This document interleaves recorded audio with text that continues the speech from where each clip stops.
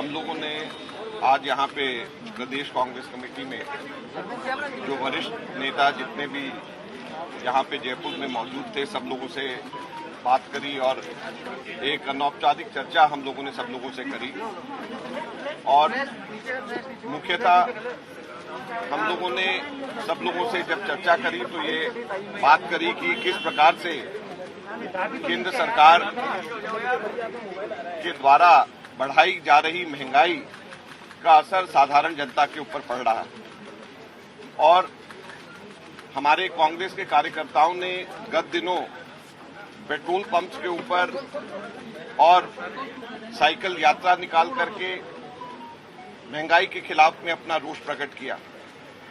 साथ ही साथ में पेगासस का जो जासूसी जिस तरीके से केंद्र सरकार ने मोदी सरकार ने कराई है वो भी निंदनीय है।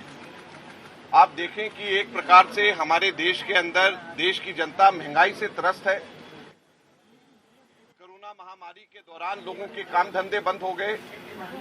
सरकार लोगों के ऊपर पैसा खर्च करने की जगह जासूसी के ऊपर पैसा खर्च कर रही और जासूसी भी किसकी?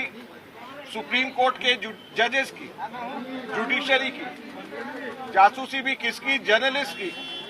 जासूसी भी किसकी? हमारे नेता जो प्रमुख तौर के ऊपर विपक्ष की आवाज राहुल गांधी जी उठाते हैं उनकी। तो इस प्रकार से केंद्र सरकार जो अपने रिसोर्सेज, अपने धन संसाधन का दुरुपयोग कर रही है उसको कांग्रेस पार्टी हमेशा से कड़े शब्दों के अंदर निंदा करती है। ये लोकतंत्र में कभी भी ऐसा नहीं होता कि लोकतंत्र के अंदर प्रमुख विपक्षी पार्टी के सबसे प्रमुख नेता उसके आप फोन को और उसके सारी की सारी चीजों को टैप कर रहे हैं। सुप्रीम कोर्ट के चीफ जस्टिस को टैप कर रहे हैं। जर्नलिस्ट जो हैं, जो लोग भी थोड़े बहुत भी खिलाफ में लिखते हैं उनको आप टैप कर रहे हैं। तो किस प्रकार के हमारे देश के अंदर शासन, किस प्रकार से हमारे देश का शासन चल रहा है ये इस सबको बताता है। और पैसा केंद्र सरकार संसाधन इन पे खर्च कर रही है जबकि देश को की जनता को देने की जरूरत है। तो कांग्रेस पार्टी ने यहाँ पर भी राजभवन में जाकर के प्रदर्शन करा। पूरे देश भर में कांग्रेस पार्टी ने इस पे आंदोलन करा और इस चीज की आज हमने चर्चा सभी साथियों के साथ में करी। जो मंत्रिमंडल की चर्चा हमारे जिला कांग्रेस कमेटी के अध्यक्षों की चर्चा, हमारे बोर्ड कॉर्पोरेशन के अंदर जो पॉलिटिकल नियुक्तियों की चर्चा है, ये सब चीजों की चर्चा हम लोगों से कर रहे हैं। मैं सिर्फ एक बात कहना चाहता हूं कि सब लोगों ने एक स्वर में ये कहा है कि जो केंद्र आला कमान जो तय करेगा वो हमें मंजूर है। सब लोगों ने एक स्वर में कहा और हम लोग बहुत जल्द इन सब चीजों के ऊपर हम लोग फाइनल फैसला करेंगे क्योंकि कहीं पर भी कोई अब हम लोगों को कोई किसी भी प्रकार से विरोधाभास नजर नहीं आता। सब लोग एक स्वर से और एक मत है इसके अंदर और बहुत जल्द हम लोग आपको इसके बीच में इसके बारे में हम बताएंगे। आरएस एंट्री को लेकर डोटासरा जी पर आरोप लगे रिश्तेदारों पर, आरएस एंट्री को लेकर देखिए ये बड़े अजीब और दुख की बात है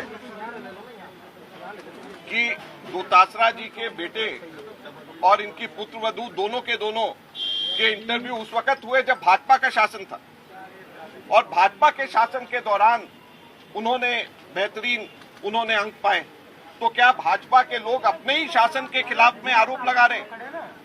और ये कोई आज की बात नहीं है, ये 1 वर्ष पुराने भी उस वक्त भी समाचार पत्रों में और उस वक्त भी सोशल मीडिया में आया था। तो अब क्यों कर रहे हैं?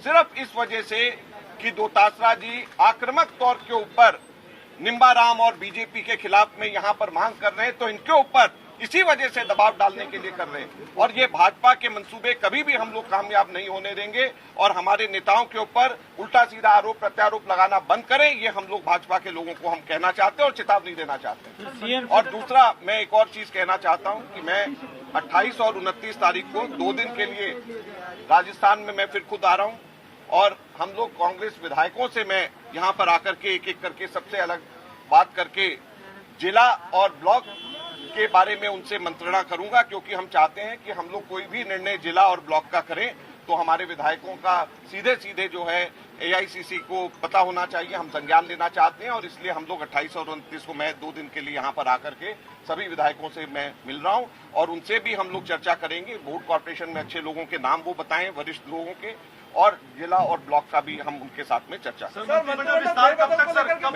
देखिए, एक मिनट सुनिए, कोई भी ऐसी चीज को हम तारीख के साथ बांधना नहीं चाहते। मैं सिर्फ 2 बातें कहना चाहता हूं कि कहीं पर भी कोई भी विरोध नहीं है, आपस में विरोधाभास नहीं है, सब निर्णय हो चुका है। और दूसरा, हर जो हमारे कांग्रेस के लीडर हैं, सबने आला कमान के ऊपर, केंद्रीय नेतृत्व के ऊपर विश्वास जताया। धन्यवाद।